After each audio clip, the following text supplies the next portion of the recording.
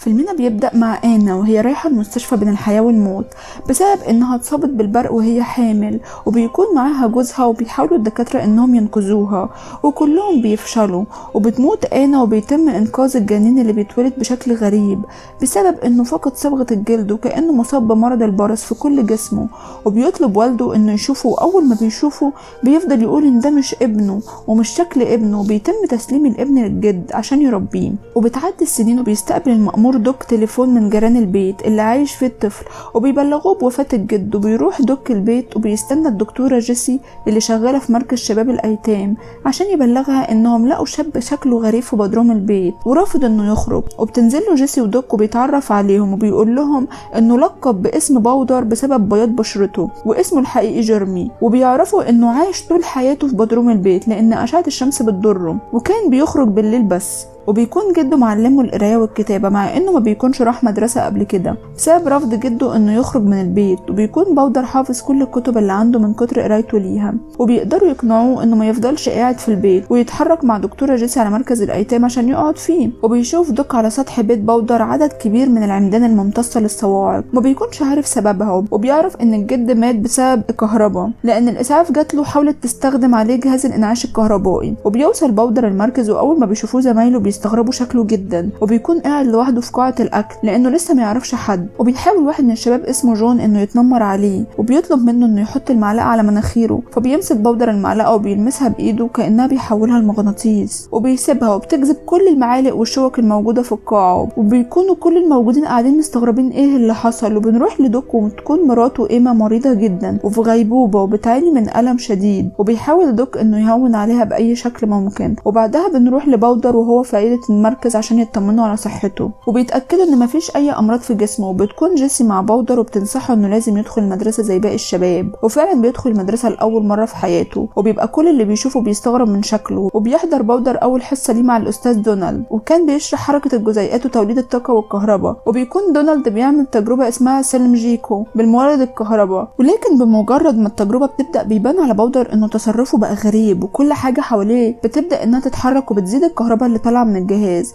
وبتطلع صعقة من الجهاز بتيجي في باودر بتكهربه لدرجة انها بترفعه من على الارض، وبيضطر دونالد انه يكسر الجهاز عشان ينقذ باودر، وبينتقل باودر على المستشفى عشان يطمنوا على صحته، وبيظهر ان مفيش اي تأثير على جسمه من كمية الكهرباء اللي اخدها. وبيكون دونالد عايز يقابل باودر باي شكل عشان يتكلم معاه على اللي حصل، وبيخمن دونالد ان باودر ما عندوش اي شعر في جسمه بسبب كمية الكهرباء اللي مأثرة على بصيلات الشعر عنده. وبيكون دوك وصل المستشفى عشان يحقق في اللي حصل لكنه ما بيلاقيش باودر في اوضته، وبيبدأوا يدوروا عليه، وبيكون ماشي في الشارع لوحده رايح ناحية الطريق السريع عشان عايز يرجع بيته، وبيعدي بالصدفة على بيت زميلته لينسي واللي شافته وهو بيتكهرب في الفصل وبتطمن عليه وعلى اللي حصل له، وبيكون كل اللي حواليهم بيبصوا عليهم، وبيقول لها ان صعب جدا الواحد يسمع افكار اللي حواليه وكمية الدوشة اللي بيعيشها بسبب القدرة دي، وبيسيبها وبيكمل طريقه لبيته لحد ما بيلاقي عربية دوك ومعاه دانكن قدامه عشان يرجعوه تاني للمركز، وبيقول لهم باودر انه عايز يرجع بيته من تاني وان المركز مش بيته، لكن دوك بيهدده انه لو ما سمعش الكلام ممكن تحصل له مشاكل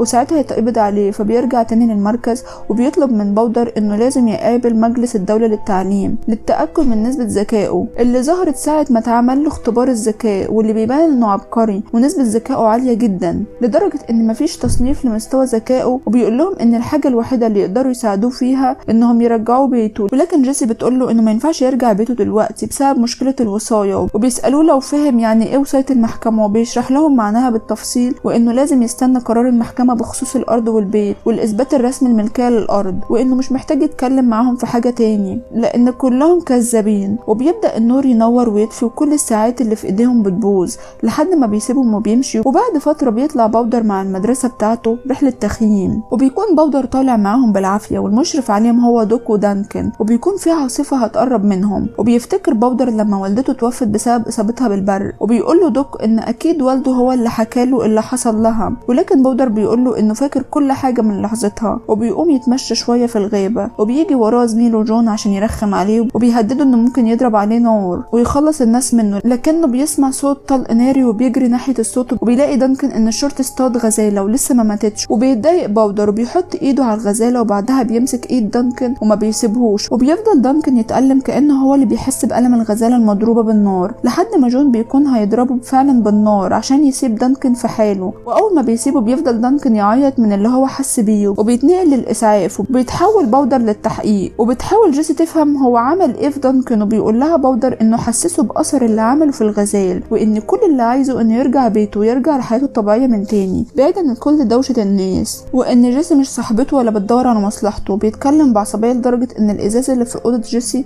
بينفجر حواليها، وبيقول لها انه قاعد في المركز بمزاجه لحد ما مشكله الوصايه تتحل. وبيظهر ان مرات دوك حالتها بتسوء اكتر والمرض بيتمكن منها ومفيش امل في علاجها، وبيكون دوك حزين لان مفيش حاجه في ايده يعملها. وبنرجع تاني لباودر وهو قاعد لوحده في قاعه الاكل، وبيدخل عليه استاذ دونالد وبيكون منبهر بيه، وبيقول له ان هو الوحيد اللي ممكن يتقال عليه عبقري فعلا، انه قادر يتحكم في قوه عقله بالكامل، وان كل اللي عايزه يبقى صديقه ويقرب منه. وبيقول له باودر انه ما كانش ليه اصحاب قبل كده لدرجه ان جده نفسه كان خايف يلمسه. واول ما دونالد بيلمس بشرته بيفضل يعيط لان اخيرا في حد بيعامله كانسان مش كوحش. وبيكون دوك راح يطمن على دانكن، وبيلاقي ان شال كل الاسلحه اللي في البيت وانه استقال من شغله، وبيساله دوك عن سبب تصرفه، وبيشرح له دانكن من لحظه ما قتل الغزاله كان سعيد وسط الشباب، ولكن مجرد ما جه باودر وخلاه يلمس الغزاله بعدها مسك ايده، ساعتها حس بكل حاجه الغزاله حستها، حس انه بيفارق الحياه ومدى الوجع اللي هو سببه طول السنين اللي فاتت لكل الحيوانات اللي قتلها، وحس بنفس الاحساس ده، وكان كل ما يقتل حيوان كان بيبقى مبسوط. عشان كده هو اعتزل كل حاجه ليه واعتزل القتل، وان باودر عالجه ومستحيل يرجع عن قراره تاني. وبيفتكر دوج مراته ايما اللي في الغيبوبه، وانه ممكن يجيب لها باودر يساعدها في علاجها، او على الاقل يقول لها هي حاسه بايه او عايزه ايه. وفعلا بيروح المركز وبياخد باودر معاه بيته، وبيخليه يدخل على مراته المريضه، وبمجرد ما بيلمسها بيقول له ان ايما متمسكه بالحياه لانها مش هتقدر تسيبه وهي مش مطمنه، وهيقول له انه مش هيقدر يكمل باقي حياته، ده غير علاقته بابنه اللي اتدمرت من ساعه ما هي دخلت في غيبوبه. وكأن ايما بتكلم دوج من خلال باودر وبتطلب منه انه يحضن ابنه زي ما كان بيعمل زمان، لان ابنه كمان مفتقده جدا، وانها مش هتسيب الحياه الا لما تطمن عليهم. وبيحضنه دوج وبيطمنها انها ممكن ترتاح من تعبها، وبتفتح عينيها لاول مره من مده طويله وهي بتعيط. وبعدها بتموت ايما في حضن دوج، وبيكون ابن دوج جه عشان يطمن على والدته، وبيقابله دوج وبياخده في حضنه. اول ما بيشوفه وبيفهم هاري ان والدته توفت، وبيخرج تاني يوم باودر مع زميلته وبيقول لها انه سامع افكار الناس اللي حواليه، وانهم فاكرين ان هو اللي قتل ايما مرات دوج،